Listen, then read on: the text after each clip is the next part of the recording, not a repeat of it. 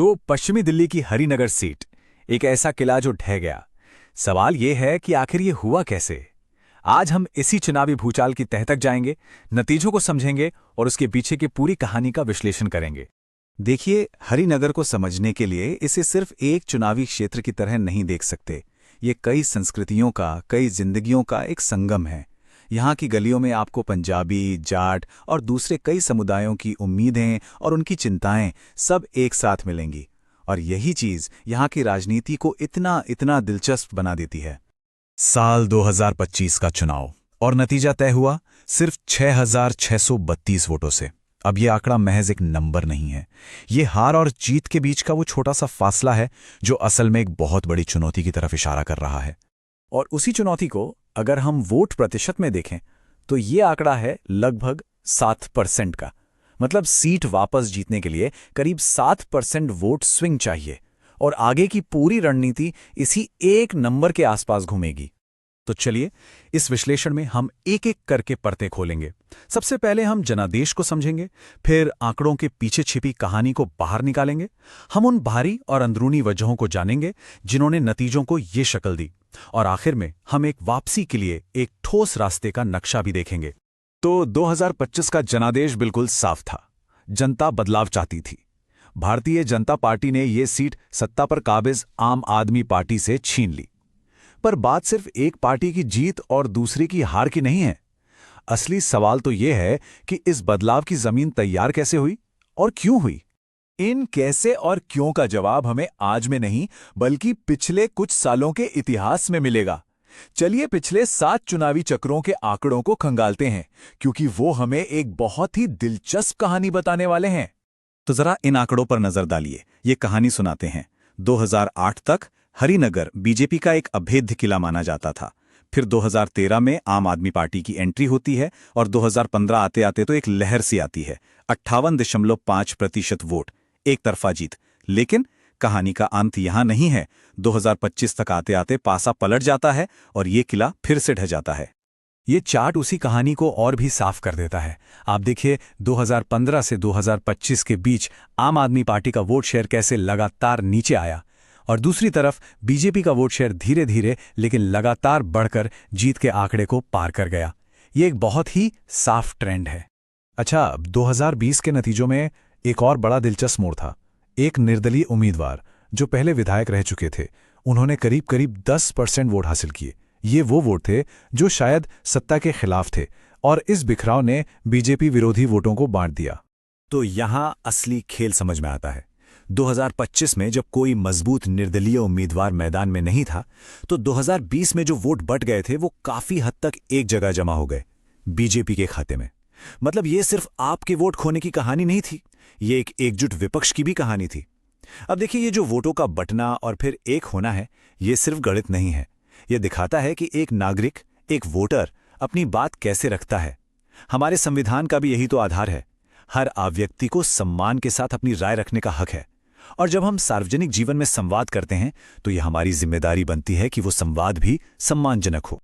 ठीक है, तो आंकड़ों ने हमें बताया कि क्या हुआ, लेकिन अब हमें यह समझना है कि ये क्यों हुआ। चलिए अब उन बाहरी ताकतों पर नजर डालते हैं जिनका हरिनगर के वोटरों के मन पर असर पड़ा। देखिए, कोई भी चुनाव सिर्फ स्थानीय मुद्दों के दम पर नहीं जीता या हारा जाता। उस वक्त देश का राजनीतिक माहौल क्या था, महंगाई और बेरोजगारी जैसे आर्थिक मुद्दे लोगों को कितना परेशान कर रहे थे, वहां का सामाजिक ताना बाना क्या कहता है, और हां, व्हाट्सएप पर क्या चल रहा है, ये सब मिलकर वोटर के मन को एक दिशा देते हैं। बाहरी माहौल को समझने के बाद अब जरूरी है कि हम आईने में देखें। चलिए अब विश्लेषण का लेंस अंदर की तरफ घुमाते हैं और देखते हैं कि हरिनगर में आम आदमी पार्टी के संगठन और उम्मीदवार की अपनी क्या ताकतें और क्या कमजोरियां थीं। इसको समझने के लिए हम एक फ्रेमवर्क का इस्तेमाल करते हैं जिसे चतुर्मुख सिद्धांत कहते हैं। ये हमें किसी भी पार्टी को 4 नजरियों से देखने में मदद करता है। पहला, चुनावी चेहरा, यानी उम्मीदवार कितना लोकप्रिय है। दूसरा, संगठनात्मक चेहरा, यानी जमीन पर कार्यकर्ता कितने मजबूत हैं। तीसरा, कथात्मक चेहरा, यानी पार्टी की कहानी और संदेश क्या है। और चौथा, संसाधन, यानी चुनाव लड़ने की क्षमता कितनी है। अगर हम उम्मीदवार की बात करें तो उनकी कुछ खूबियां बिल्कुल साफ थीं। जैसे उनकी छवि साफ थी, लोगों से मिलना जुलना था। लेकिन एक बहुत बड़ी कमजोरी भी थी, उनका बार बार पार्टी बदलने का इतिहास। इससे कहीं ना कहीं वोटरों के मन में एक भरोसे की कमी पैदा हुई। और ये स्लाइड, ये शायद इस पूरे विश्लेषण का सबसे अहम हिस्सा है। चुनाव अक्सर बड़े बड़े वादों पर नहीं, बल्कि इन रोजमर्रा की छोटी छोटी चीजों पर हारे जाते हैं। टूटी हुई सड़कें, पानी की समस्या, कूड़े के ढेर, ये वो चीजें हैं जो धीरे धीरे दिन ब दिन सरकार में लोगों के भरोसे को खत्म कर देती हैं। तो हमने समस्या को हर एंगल से समझ लिया। अब सवाल उठता है समाधान का। उस भरोसे को दोबारा बनाने के लिए और इस सीट को वापस जीतने के लिए एक साफ, सटीक और जमीनी प्लान क्या हो सकता है? यहाँ एक कदम दर कदम रणनीति है, और इसकी शुरुआत होती है सुनने से, लोगों की असली समस्याओं को समझने से। इसके बाद उनसे जुड़ना, अपनी बात को बड़े पैमाने पर फैलाना, और फिर चुनाव के दिन अपनी पूरी ताकत लगा देना। ये एक वैज्ञानिक प्रक्रिया है।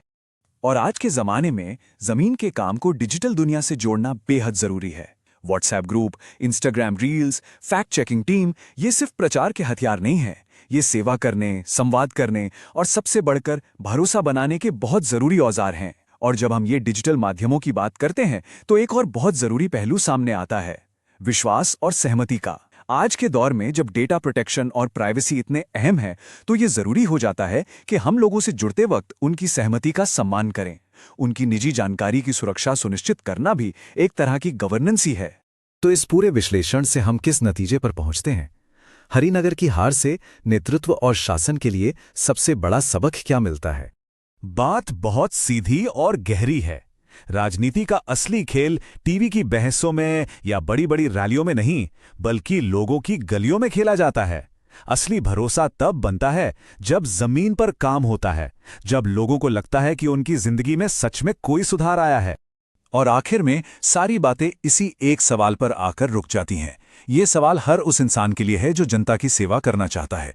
क्या आपकी वजह से एक आम नागरिक की जिंदगी थोड़ी बेहतर हुई, थोड़ी और सम्मानजनक हुई? यही शासन का असली मकसद है और यही हर चुनावी नतीजे की जड़ में होता है। यदि आप एक जन केंद्रित नेता बनना चाहते हैं और अपने निर्वाचन क्षेत्र का उत्थान करना चाहते हैं, तो blueprintstrategies.ai से mgr@blueprintstrategies.ai पर संपर्क करें या 0800 4 से 04 1 से 602 पर कॉल करें। राजनीति से परे उद्देश्य।